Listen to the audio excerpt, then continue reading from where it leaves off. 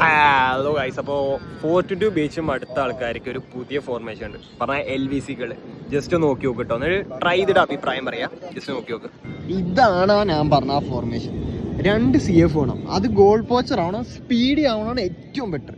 പിന്നെ SS എന്തായാലും creative play maker വേണം. പിന്നെ ഈ AMF ഒരു ബ്ലിറ്റ്സ് ആയ അത്രയും നല്ലത്. പിന്നെ ഇപ്പോഴത്തെ AMF ഹോൾ പ്ലെയർ ആണ് ഏറ്റവും നല്ലത്. പക്ഷെ ഞാൻ ഉപയോഗിക്കുന്ന ആ പെലേനാണ് പറഞ്ഞാൽ പാസിങ് കുറച്ച് ഡ്രിബ്ലിംഗ് ഉള്ളത്. പിന്നെ DMF എന്തായാലും ആങ്കർമാനും ആണ് കേട്ടോ.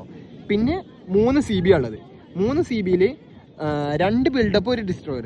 ഇപ്പോൾ നിങ്ങൾക്ക് ഒരു ബിൽഡപ്പിന് പകരം നിങ്ങൾക്ക് ഒരു ഡിഫെൻസീവ് ഫുൾ ബാക്ക് യൂസ് ചെയ്യാം കേട്ടോ.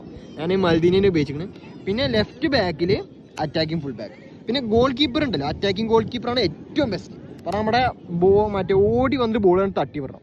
അപ്പോൾ ഗൈസ് ഇതാണ് ഫോർമേഷൻ. പിന്നെ ഇൻഡിവിജ്വൽ ഇൻസ്ട്രക്ഷൻ എന്ന് പറയുന്നത് സിമ്പിളാണ്.